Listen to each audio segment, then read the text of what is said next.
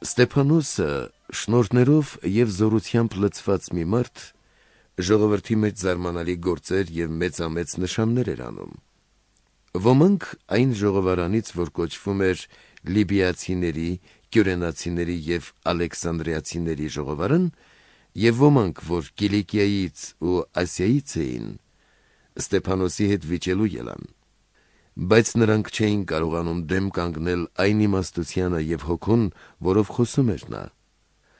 Այն ժամանակ հրապուրեցին մի քանի մարդկանց, որ ասեն.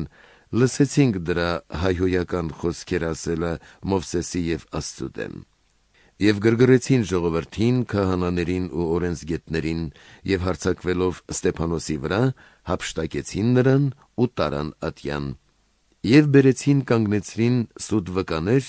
որոնք ասում էին.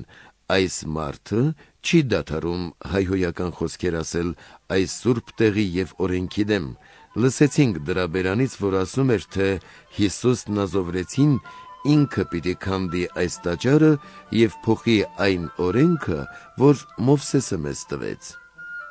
Եվ բոլոր նրանք, որ նստած էին ատյանում, նրան նայելով տեսան, որ նրա երեսը հրեշտակի երեսի նման էր։